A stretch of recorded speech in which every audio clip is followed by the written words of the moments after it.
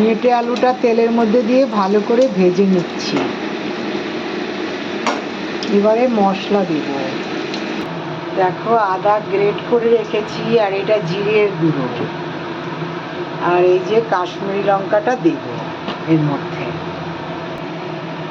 একটু কাশ্মীরি লঙ্কা দেব, আর কি দেব বলো তো, এই যে একটু গোলমরিচের গুঁড়ো দেব। এই দেখো মশলাটা আমি রেডি করে নিয়েছি। কালা মরিচ গুঁড়ো, হলুদ গুঁড়ো, লঙ্কার গুঁড়ো, আদা গ্রেট করে নিয়েছি, আর জিরের গুঁড়ো, আর লবণ হলো তো দিয়ে দিয়েছি। এবারে আমি এটার মধ্যে সব দিয়ে দেবো,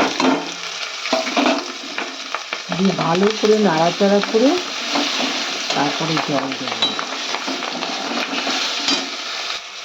এবারে মশলা ধোয়া জলটাও দিয়ে দেব।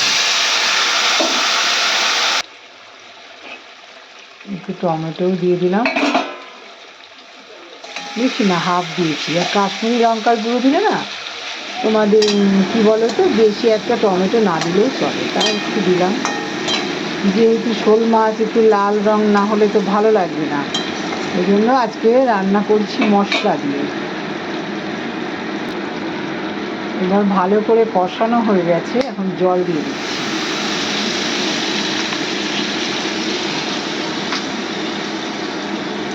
এবারে ঢেকে দেবো, দমে রাখবো, তাহলে হয়ে যাবে। ঢাকনাটা খুলে দিয়েছি, আর দেখো খুব সুন্দর গলে গেছে আলুটা, দেখেই বুঝতে পারছো তোমরা। দেখো আলুটা ভীষণ গলে গেছে, হাত দিলেই এরকম একদম গলে গেছে। এবারে মাছগুলো দিয়ে দেব, আর নামানোর আগে কি করব, একটু গরম মশলা দেবো, ব্যাস।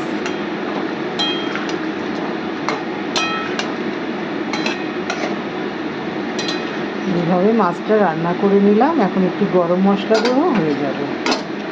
আর যারা ভালোবাসো একটু ঘিও দিতে পারো। এবারে একটু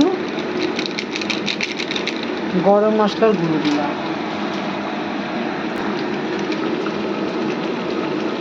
এবার একটু গরম মশলার গুঁড়ো দিলাম, ব্যাস। এইভাবে মাছটা রান্না করে নিলাম, একদম রান্নাটা কমপ্লিট হয়ে গেছে।